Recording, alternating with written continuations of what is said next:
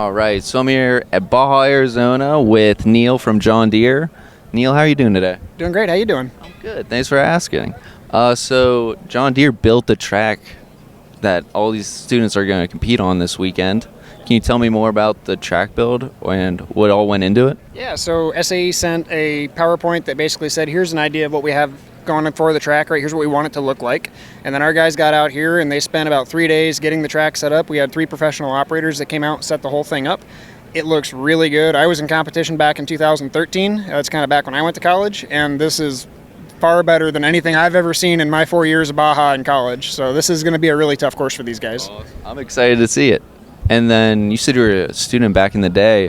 What college did you go to? So I went to a college called SUNY IT, so State University of New York Institute of Technology. It's now known as SUNY Polytechnic. They changed their name. But yeah, I went there from 12 to 2015. Oh, yeah, awesome. And then do you think your experience there helped you start a career here at John Deere? Absolutely, without a doubt. So when I took the interview for John Deere, I ended up actually using Baja examples for 4 of my 5 answer questions for the job. And when I talked to the guy that hired me later on, he told me it's because of those examples that I got the job. What brings John Deere to this competition besides building the track?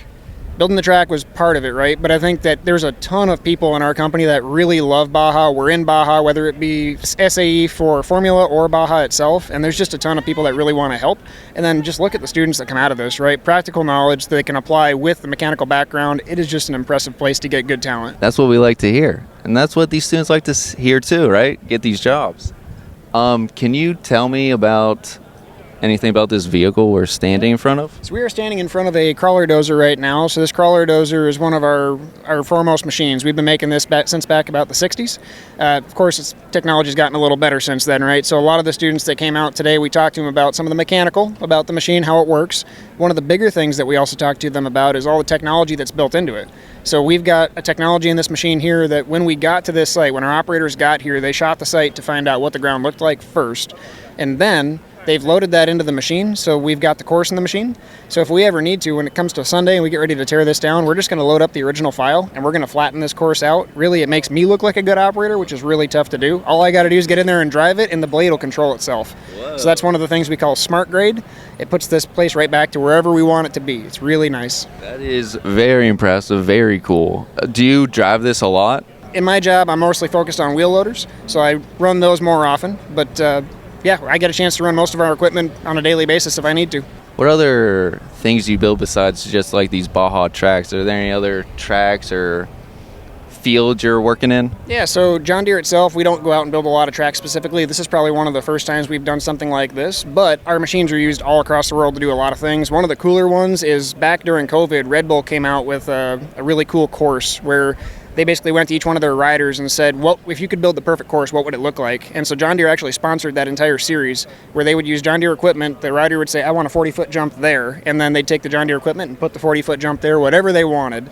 It was called Imagination. So if you ever look those up on YouTube, really cool. They used all John Deere equipment for it. It was a really nice part for us to kind of have our equipment, seeing how you can take someone's vision and turn it into reality. Yeah, that's awesome.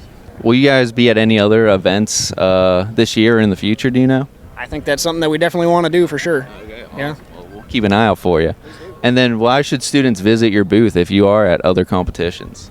I mean, all the reasons we talked about. I mean, we've got our hands in everything from agriculture to OEM engines to on-the-water engines to construction, as you can see here, whether it be technology from the grade control side, technology from the telematics side, so how the machines talk to the satellites, all the way down to hard iron, how to make a diesel engine still run because we still need them.